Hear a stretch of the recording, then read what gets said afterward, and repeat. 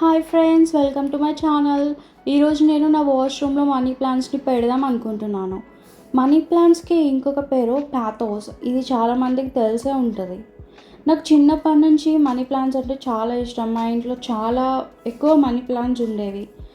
Maybe అందుకే నాకు వాటితో కనెక్షన్ ఎక్కువ అనుకుంటా.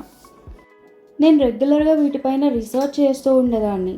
అంటే వీటికి కేర్ ఎలా తీసుకోవాలి, ప్రాపగేషన్ ఎలా చేయాలి, మనీ ప్లాంట్స్లో ఎన్ని వెరైటీస్ ఉన్నాయి, ఇలా రీసెర్చ్ చేసిన టైంలో నాకు మనీ ప్లాంట్స్ గురించి ఒక ఇంట్రెస్టింగ్ విషయం తెలిసింది.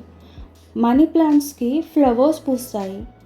ఇది మన ఇంట్లో పాట్స్లో పెంచుకున్న మనీ ప్లాంట్స్కి ఫ్లవర్స్ రావు.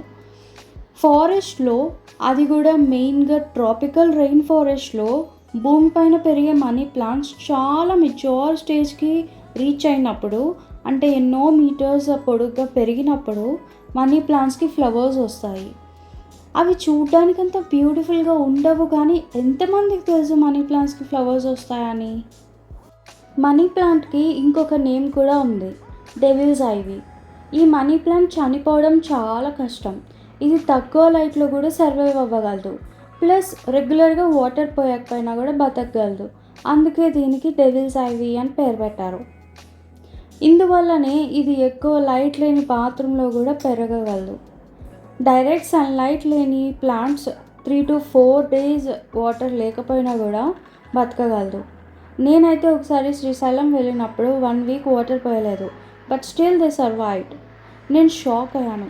మేబీ గాలిలో ఉండే తేమ, అంటే హ్యూమిడిటీని అబ్జార్బ్ చేసుకొని సర్వైవ్ అయిందేమో అని అనుకుంటున్నాను. ఇక్కడ నేను ప్లాస్టిక్ పాట్స్ని యూజ్ చేస్తున్నాను, కానీ నేను మీకు టెరకోటా పాట్స్ని రికమెండ్ చేస్తున్నాను. వాటిని మట్టితో తయారు చేస్తారు కదా, సో ఆ పాట్స్కి వాటర్ని అబ్జార్బ్ చేసుకునే కెపాసిటీ ఉంటుంది. బాత్రూంలో కమోడ్లో ఉండే వాటర్ ఇంకా బకెట్లో ఉండే వాటర్ ఎవాపరేట్ అయినప్పుడు బాత్రూమ్ మొత్తం తేమగా తయారవుతుంది. బాత్రూంలో ఉండే అట్మాస్ఫియర్ మొత్తం తేమగా తయారవుతుంది, అంటే హ్యూమిడిటీ ఎక్కువగా ఉంటుంది. అప్పుడు ఈ టెరకోటా పాట్స్ ఆ హ్యూమిడిటీని అబ్జార్బ్ చేసుకొని ప్లాంట్కి వాటర్ ఇవ్వగలదు. మీరు ఒకవేళ బాత్రూంలో చెట్టు ఉందని దానికి వాటర్ పోయాలని మీరు ఒకవేళ మర్చిపోయినా కూడా ఈ టెరకోటా పాట్ యూజ్ చేయడం వల్ల దానికి చాలా హెల్ప్ అవుతుంది సర్వైవ్ అవ్వడానికి. ప్యాథోస్ తక్కువ లైట్లో కూడా సర్వైవ్ అవుతుంది అని వీడియో స్టార్టింగ్లో చెప్పాను కదా. మీరు ఒకవేళ మీ ప్లాంట్ ఫాస్ట్గా గ్రో అవ్వట్లేదు, ఫాస్ట్గా గ్రో అవ్వాలి అనుకుంటే, మీరు కొంచెం సపోర్ట్ చేయాలి మీ ప్లాంట్కి అని అనుకుంటే, బాత్రూంలో నార్మల్ లైట్స్ కాకుండా ఎల్ఈడి గ్రో లైట్స్ ఉంటాయి. ఈ గ్రో లైట్స్ ఏం చేస్తాయంటే సన్లైట్లో నుంచి ఏమేమైతే వస్తాయో, యూవీ లైట్ అలా ఏమైతే వస్తాయో అవన్నీ ఈ గ్రో లైట్స్ ద్వారా ప్లాంట్స్కి వస్తాయి. వీటిని పెట్టుకుంటే, నార్మల్ లైట్ కాకుండా ఈ ఎల్ఈడి గ్రో లైట్స్ పెట్టుకుంటే మీకు కావాల్సిన ఫాస్ట్ గ్రోత్ మీకు కనిపిస్తుంది. ఎవ్రీ వీక్ ఒక కొత్త లీఫ్ కూడా గ్రో అవ్వగలదు.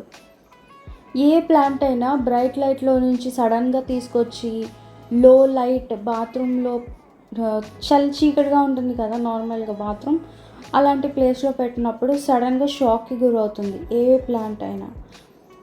ఆ టైంలో అది అడ్జస్ట్ అవ్వడానికి చాలా టైం పడుతుంది.